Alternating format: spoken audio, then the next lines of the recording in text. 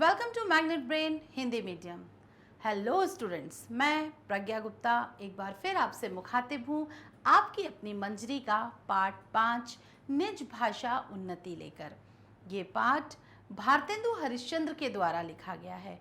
इस पाठ के अंतर्गत हम जानेंगे सबसे पहले कवि परिचय और व्याख्या। तो शुरू करते हैं भारतेंदु हरिश्चंद्र द्वारा लिखित निज भाषा उन्नति। जैसे कि इस पाठ के नाम से आपको स्पष्ट हुआ होगा कि इस पाठ में हम अपनी भाषा से संबंधित कुछ पढ़ने वाले हैं। तो सबसे पहले जानते हैं जीवन परिचय कि हमारे भारतेंदु हरिश्चंद्र जी का जन्म कब हुआ था, उन्होंने कौन सी रचनाएं लिखी, तो विस्तार से पढ़ते हैं। भारतेंदु हरिश्चंद्र का जन्म 9 सितंबर 1850 ईस्वी को हुआ था, वाराणसी में हुआ था। भारतेंदु जी ने निबंध, नाटक, कविता आदि की रचना की। आपको आधुनिक काल का जन्मदाता कहा जाता है। ये बात याद रखने के योग्य है कि इन्हें आधुनिक काल का जन्मदाता कहा जाता है।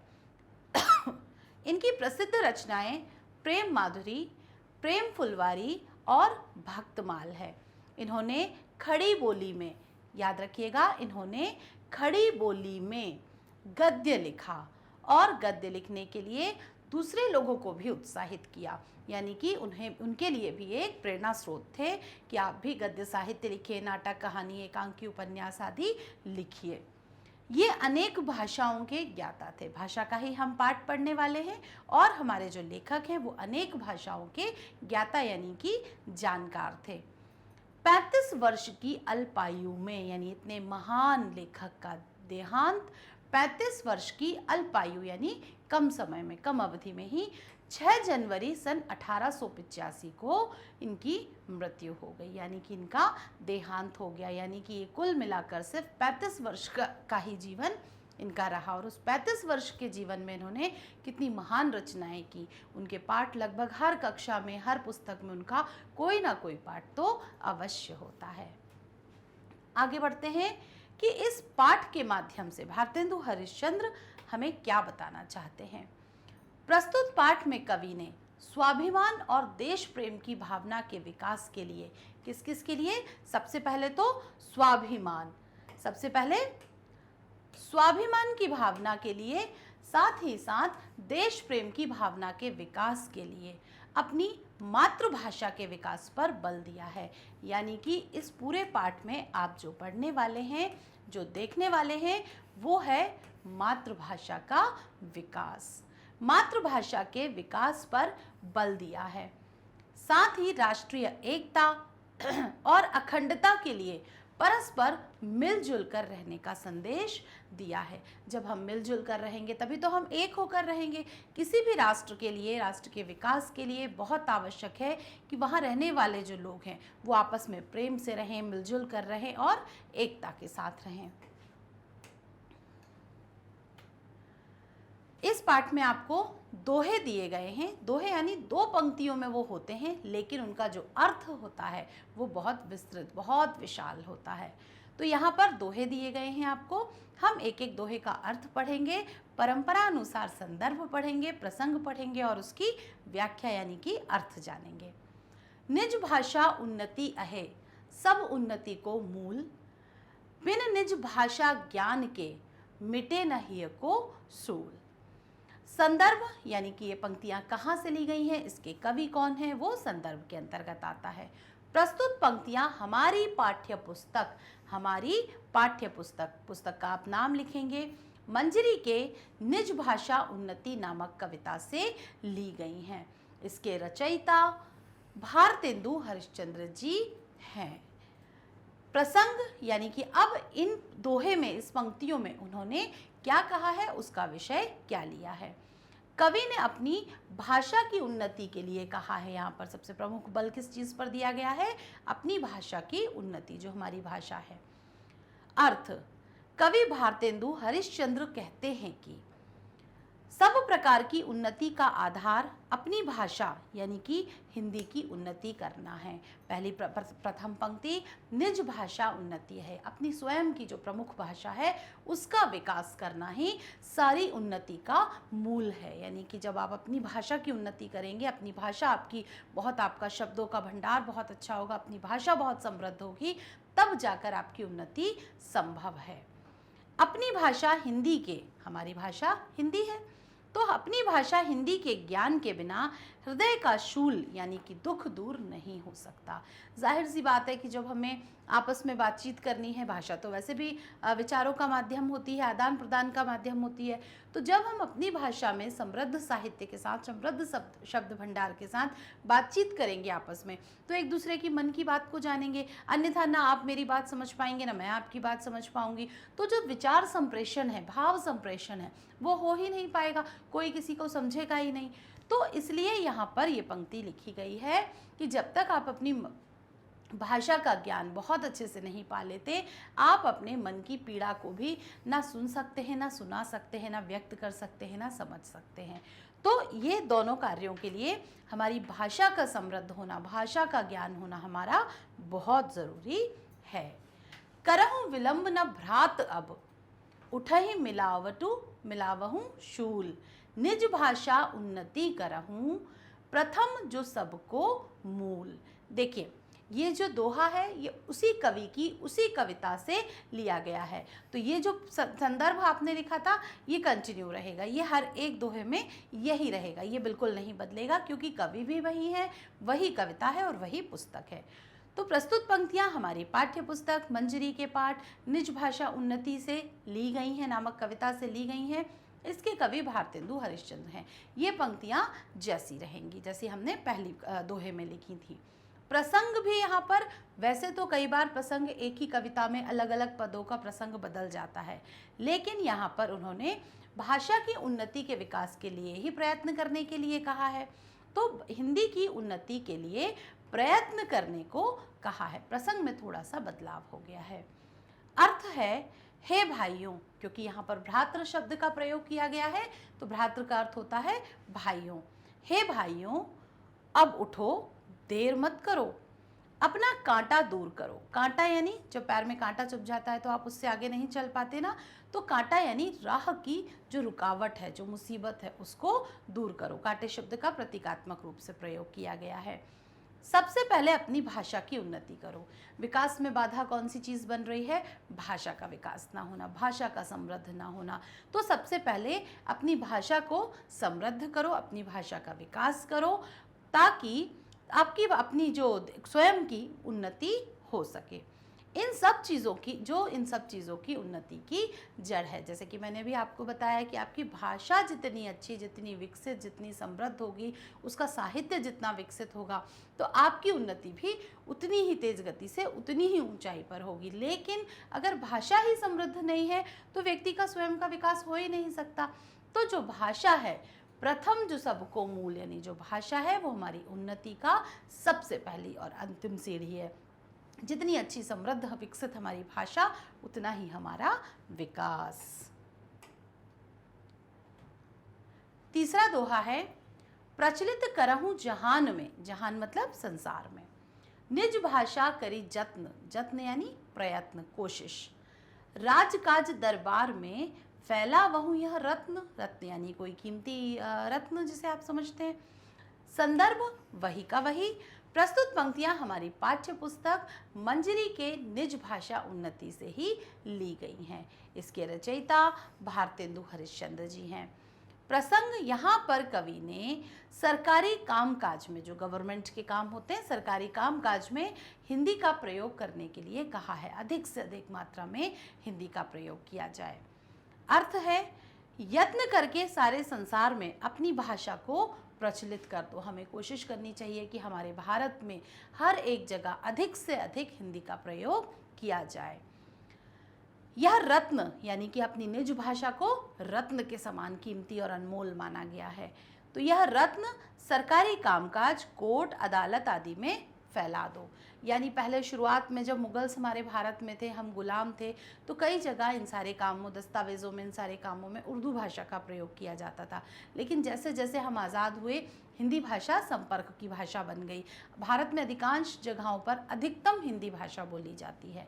ठीक है, तो यहाँ पर क्या कहा जा रहा है कि हिंदी भाषा को इतना प्रचारित प्रसारित कर दो कि सरकार के कामकाज, कोर्ट कचहरी आदि के जो कामकाज हैं, उसमें अधिकतम ज़्यादा से ज़्यादा हिंदी भाषा का प्रयोग किया जाए।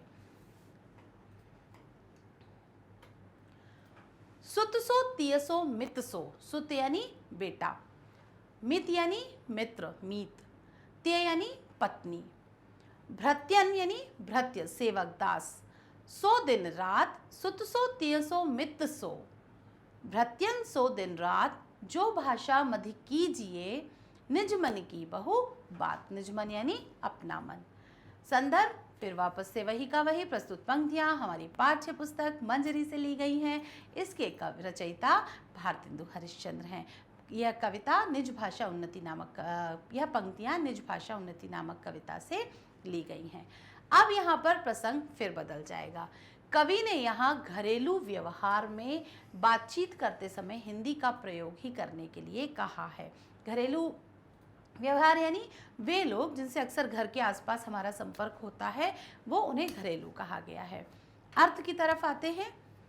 अपने मन की बात करने के लिए अपने सुत यानी बेटे से, त्य यानी पत्नी से, मित यानी मित्रों से, और भृत्य यानी सेवक, दास, जो भी आपके घर में सहायक, आपके हेल्पर्स जो हैं, उन सभी से बातचीत करने के लिए अधिकतम हिंदी का ही प्रयोग आपको करना चाहिए, क्योंकि मन की भाषा है। जब आप अपने मन की बात आसानी से कह पाएंगे, वो समझ पाएंगे, जब वो कहेंगे आप समझ पाएंगे, तो जो विचार संप्रेषण है वो बहुत आसान हो जाएगा।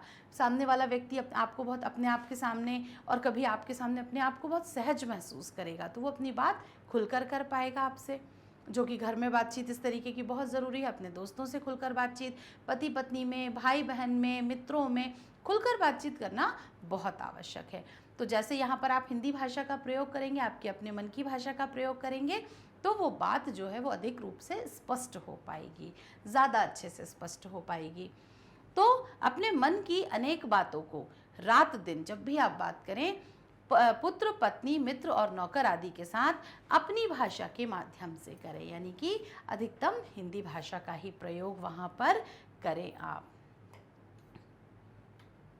निज भाषा निज धर्म, निज मान कर्म व्यवहार, सबे बढ़ावहु बेगी मिली, कहत पुकार पुकार।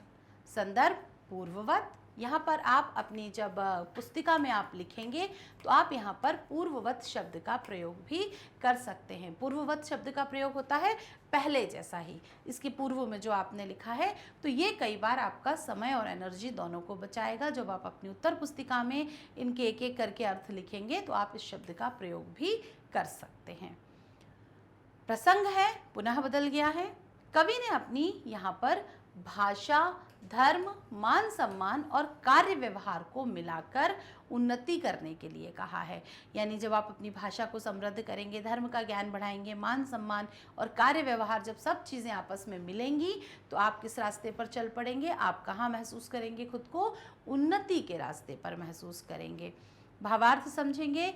अपनी भाषा, अपना धर्म, अपना मान सम्मान, अपने कार्य और व्यवहार, इन्हीं सबको मिलाकर प्रगति का रास्ता प्रशस्त होता है। यानी यही सारी चीज़ें मिलकर ही तो हमें पता चलता है कि हमारी प्रगति हो रही है, हमारी उन्नति हो रही है। इसमें से कोई भी एक चीज़ अगर कम हो जाती है, डिस्टर्ब हो जाती है, तो कहीं ना कहीं आपकी प्रगति में बाधा आ जाती है, उन्नति में बाधा आ जाती है।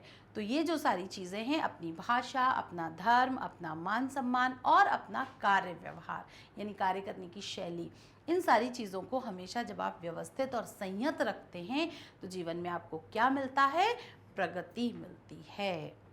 ठीक।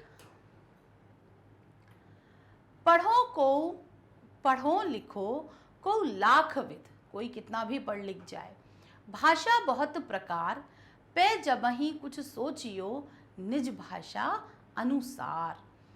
संदर्भ आप यहाँ पर पुनः क्या लिख सकते हैं, पूर्ववत लिख सकते हैं। प्रसंग के दौरान है अनेक भाषाएं जान लेने पर भी, आजकल तो वैसे भी बहुत सारी भाषाएं, बहुत सारी लैंग्वेज लैब होती हैं, बहुत सारी भाषाएं सीखने पर जोर दिया जाता है, जो कि एक अच्छी भी बात है। लेकिन यहाँ पर क्या कहा जा रहा है कि आप बहुत सारी भाषाएं सीखिए, विभिन्न भाषाओं की जानकारी हासिल करिए, क्योंकि देखिए जब आप देश विदेश में संपर्क करेंगे, देश विदेश में जाएंगे, तो आपको बहुत सारी भाषाओं का ज्ञान जो है वो आपके काम को आसान कर देगा, आपकी भाषा संपर्क को आसान कर देगा। लेकिन अनेक भाषाएं जान लेने पर भी सोच विचार करने के लिए कवि ने हिंदी का प्रयोग ही करने के लिए कहा है। देखिए, आप कोई भी भाषा बोलने वाले हो, सबसे पहले आप अपनी जो प्रथम भाषा है उसी के अनुसार अपने हृदय में उस भाव को सोचते हैं, तत्पश्चात आप उसको ट्रांसलेट करते हैं। तो अर्थ है यहाँ पर, चाहे अनेक प्रकार से पढ़ाई लिखाई कर ली जाए, आप कितना भी पढ़ लें, किसी भी माध्यम से पढ़ लें, किसी भी भाषा से पढ़ लें, अनेक भाषाएं सीख लें, परंतु जब भी कोई सोच विचार किया जाए, जब कोई थॉट प्रोसेस की बात हो, किसी बात पे बहुत गहन विचार चिंतन मनन आपको करना हो, तो वह अपनी भाषा में ही किया जाए। यहाँ पर बात सिर्फ हिंदी की नहीं है, आपकी अपनी भाषा जो है, प्रमुख भाषा, मेन भाषा जो आपकी है, उसमें किया जाए। यानी हमें यहाँ पर अपनी जो प्रथम भाषा है, जो खुद की हमारी भाषा है, उसके विकास पर निरंतर विकास करने के लिए कहा जा रहा है। अंग्रेजी पढ़ के यद्यपि सबगुण होत प्रवीण, पै निज भाषा ज्ञान बिन, पै निज भाषा ज्ञान बिन, रहत हीन के हीन। संदर्भ, प्रस्तुत पंक्तियां हमारी पाठ्य पुस्तक मंजरी के निज भाषा उन्नति नामक कविता से ली गई हैं। इसके रचयिता भारतेंदु हरिश्चंद्र जी हैं। प्रसंग यहाँ पर पुनः बदल जाएगा। यहाँ पर अब आप, जैसे आपने दो पंक्तियाँ जब पढ़ी तो अंग्रेजी भाषा से संबंधित कोई बातचीत चल रही है, तो अंग्रेजी भाषा पढ़कर सर्वगुण संपन्न होकर कवि ने हिंदी के निज भाषा ज्ञान के बिना मनुष्य को हीन ही बताया है। इस समय जो हमारा सिनेरियो चल रहा है, जो हमारा परिवेश जिसमें आप और मैं रह रहे हैं, यहाँ पर अंग्रेज़ी भाषा का बहुत महत्व है। यदि कोई अंग्रेज़ी में बात करता है तो माना जाता है कि हाँ, उसको सब आता है, वो बहुत अच्छा माना जाता है, प्रवीण माना जाता है, एक्सपर्ट, परफेक्ट माना जाता है। लेकिन यहाँ पर आपको हमारे लेखक क्या कह रहे हैं, कवि क्या कह रहे हैं, यद्यपि अंग्रेजी भाषा के पढ़ने से मनुष्य सभी गुणों में चतुर हो जाता है। वो सिर्फ भारत में ही नहीं, जब भारत के अलावा किसी और देशों में जाता है, चूँकि अंग्रेजी हमारी संपर्क भाषा है, तो वो बातचीत करना उसके लिए आसान हो जाता है, लोगों को समझना, अपनी बात को समझाना उसके लिए आसान हो जाता है। लेकिन तो उसको प्रवीण माना जाता है कि वो एक्सपर्ट हो गया है अब। लेकिन अंग्रेजी के साथ साथ हिंदी भाषा का ज्ञान भी ज़रूरी है। यदि वो किसी अन्य देश में जाकर अपनी भाषा का प्रयोग करता है तो भी उसको प्रवीण ही समझा जाएगा। यानी अंग्रेज़ी के साथ साथ उसे अपनी हिंदी का विकास करना, अपनी भाषा का विकास करना उसके लिए बेहद आवश्यक है। घर की फूट बुरी, अगला हमारा जो व्याख्या है वो यहाँ पर है। घर की फूट बुरी यानी कि जगत में घर की फूट बुरी, आपस में मतभेद होना परिवार के लोगों के बीच में, तो वो तो आप भी समझते हैं कि जब भी कभी किसी परिवारजनों के बीच में किसी भी प्रकार का छोटा या बड़ा मतभेद होता है, उसका परिणाम हमेशा बुरा ही होता है। घर के फूटहि सो, बिन साई सुमिरन लंकपुरी, यहाँ पर यानी कि लंका से संबंधित कोई बातचीत हो रही है। फूटहि सो सत कौरव नासे, भारत युद्ध भयो, यानी यहाँ पर महाभारत, कौरव की बात है, यानी कि महाभारत से संबंधित बात है। जाको घाटो या भारत में, अबला नाही पूजियो, फूटहि सो जय चंद बुलाओ, जयचंद के बारे में बात हो रही है। फूटहि सो जयचंद बुलाओ, जवनन भारत धाम, जाको फल अब लो भोगत, सब आरज होई गुलाम, फूटहि सो नव नंद विनाशो, गयो मगध को राज, मगध का राज जाने की बातचीत होगी। चंद्रगुप्त को नाशन चाहो, चंद्रगुप्त जी के बारे में बात हो रही है यहाँ पर।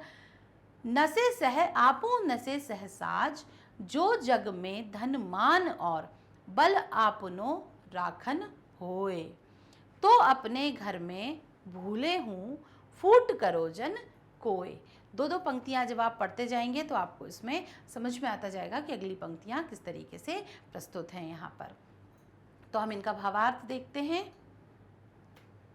पुनः संदर्भ, प्रस्तुत पंक्तियां हमारी पाठ्य पुस्तक मंजरी के निज भाषा उन्नति नामक कविता से ली गई हैं, लेकिन यहाँ पर कविता का नाम बदल जाएगा।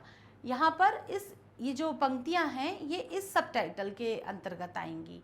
घर की फूट बुरी नामक कविता से ली गई हैं। ये भाग निज भाषा उन्नति का ही है, लेकिन इस कविता का नाम है घर की फूट बुरी। इसके रचयिता भारतेंदु हरिश्चंद्र हैं। प्रसंग कवि ने अनेक उदाहरण देते हुए, यहाँ पर बहुत सारे लोगों के उदाहरण अभी हमने देखे, अनेक उदाहरण देते हुए घर की फूट को बुरा बताया है। किसे बुरा बताया है? घर की फूट, यानी कि आपसी लोगों के बीच में बहुत गहरा कोई वाद विवाद हो जाना या मन में किसी के बैर भाव का आ जाना, बुरा बताया है। धन मान और शक्ति की चाह करने वाले घर में फूट नहीं पड़ने देनी चाहिए। यानी अगर आपके घर में फूट पड़ गई है तो सबसे पहले किस चीज़ का नुकसान होगा? मान सम्मान का नुकसान होगा, धन का होगा, और फिर शक्ति, यानी कि एकता की शक्ति। जब आप पढ़ते हैं पूरा परिवार मिलजुल कर एक साथ रहेगा तो वो शक्ति की बात अलग है, लेकिन वो शक्तियाँ आपस में बिखर जाएंगी तो क्या होगा? शक्तियाँ कम हो जाएंगी। तो धन मान और शक्ति की चाह करने वाले कभी घर में फूट नहीं पड़ने देते। अर्थ देखते हैं। भारतेंदु हरिश्चंद्र कहते हैं कि संसार में घर की फूट बुरी होती है। घर की फूट समझ गए ना अब आप, कि आपस में लोगों का बिखर जाना, जो एक होकर परिवार रहते हैं। परिवार इसीलिए तो कहा जाता है क्योंकि वहाँ रहने वाले लोग एक होकर रहते हैं, लेकिन जब वो एक ना होकर अलग अलग हो जाते हैं, उनमें आपस में बहुत सारे मतभेद हो जाते हैं, तो उसे घर की फूट कहा जाता है। तो घर की फूट बहुत बुरी होती है। सोने की लंका घर की फूट से ही नष्ट हो गई। विभीषण ने लंका के राजा रावण को कितना समझाया था। विभीषण जो थे वो नीतिपरक कार्य करते थे। रावण ने जब सीता का हरण किया, विभीषण ने उन्हें समझाने का प्रयास किया, भाई होने का फर्ज निभाया कि भैया आपने गलत किया है, इस महिला को वापस आप छोड़ आइए, ये हमारी लंका के विनाश का कारण बनेगा। लेकिन रावण ने विभीषण की बात नहीं सुनी। विभीषण सच का साथ देना चाहते थे और वो जाकर श्री राम से मिल गए। आखिर में क्या हुआ? वहाँ पर उनके भेद बताए, जिसके कारण राम जी का काम थोड़ा आसान हो गया। यहाँ के भेद पता चलने के कारण जो युद्ध हुआ उसमें श्री राम की जीत हुई।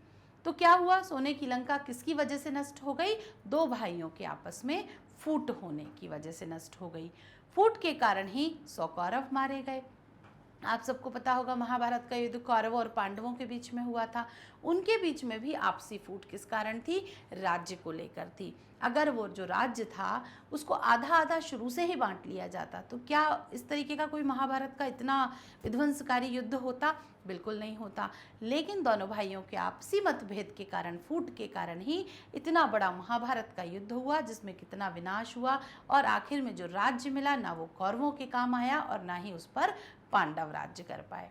तो इस प्रकार जो फूट है, आपसी फूट, जो मतभेद है, वो क्या है? हमेशा उसका परिणाम बुरा ही होता है। उससे जो हानि हुई उसकी पूर्ति भारत में आज तक नहीं हो पाई है। फूट के कारण ही जयचंद ने भारत में अफगानों को बुलाया था। उसका फल आर्य लोग गुलाम होकर अब तक भोग रहे हैं। यानी जो गुलामी थी वो उसी की वजह से वहां पर हुई थी। फूट के कारण ही महापद्मनंद ने मगध के राजा का नाश कर लिया। महापद्मानंद ने मगध के राज्य का नाश कर लिया आपसी फूट की वजह से ही। उसने चंद्रगुप्त मौर्य का विनाश करना चाहा था, लेकिन वह राज्य सहित स्वयं ही नष्ट हो गया। बुरे काम का बुरा नतीजा। अतः आदि यदि संसार में अपने धन, मान और बल की रक्षा आपको करनी है तो आपको सबसे पहले इस चीज़ का ध्यान रखना होगा कि मैं अपने परिवार के साथ रहूं, परिवार की एकता के साथ रहूं। अगर भूल से भी घर में कोई एक व्यक्ति जो मनभेद, जिसके साथ मतभेद या मनभेद हो गया है, तो कहीं ना कहीं उसकी हानि पूरे परिवार को उठानी पड़ती है। आगे हम देखते हैं शब्दार्थ। शब्दार्थ का अर्थ होता है शब्दों का अर्थ। मूल यानी आधार, शूल यानी पीड़ा, कष्ट, विलंब यानी देर हो जाना, जत्न यानी यत्न, प्रयास, कोशिश, भृत्यन यानी सेवकों को, दास, नौकर आदि को, मध्य यानी बीच में, और बेगी यानी शीघ्र। तो ये ऐसे कुछ शब्द हैं जो कि इस कविता में जब हमने पढ़ी, ये शब्दों का बार बार इनका आना हो रहा था। प्रवीण यानी कुशल, हीन यानी अधूरा, रहित, हीन का प्रयोग रहित के लिए ज़्यादातर किया जाता है। बिन साई यानी नष्ट हुई, पूज्यो यानी पूरा हुआ, पूजने योग्य भी हो सकता है। जवन यानी यवन, और आरज यानी आर्य लोगों के लिए शब्द का प्रयोग किया गया है। तो इस प्रकार आज हमने कवि परिचय और शब्दार्थ का कार्य पूर्ण किया। जब भावार्थ आप बहुत अच्छे से जान लेते हैं तो आपके लिए प्रश्नोत्तर का काम बाएं हाथ का खेल हो जाता है। तो आज के हमने वीडियो में कवि परिचय, व्याख्या और साथ ही साथ शब्दार्थ देखे। आने वाले वीडियो में हम इसके प्रश्नोत्तर और इसका भाषा अध्ययन से संबंधित अभ्यास कार्य करेंगे। तब तक के लिए आप अपना चैनल मैग्नेट ब्रेन्स के वीडियोस देखते रहिए और अपना जो भाषा ज्ञान है और आपका जो ज्ञान का विस्तार है उसको बढ़ाते रहिए, उसका विस्तार करते रहिए। मैग्नेट ब्रेन्स सिर्फ आपके लिए हिंदी मीडियम ही नहीं बल्कि English medium, NTSC, CUET, olympiad, English medium, साथ ही साथ यूपी बोर्ड, बिहार बोर्ड के बहुत सारे, बल्कि हर विषय के बहुत सारे वीडियोस यहाँ आपको बिल्कुल फ्री ऑफ कॉस्ट उपलब्ध कराता है। आप हमसे संपर्क करने के लिए फेसबुक, ट्विटर, इंस्टाग्राम और टेलीग्राम पर संपर्क कर सकते हैं। ई बुक और बुक्स पाने के लिए आप डिस्क्रिप्शन बॉक्स में दी गई उस लिंक पर क्लिक करेंगे, गूगल फॉर्म को फिल करेंगे, साथ ही साथ टीम आपसे संपर्क करके आपको आपका आवश्यक जो भी मटेरियल है वो उपलब्ध करा देगी।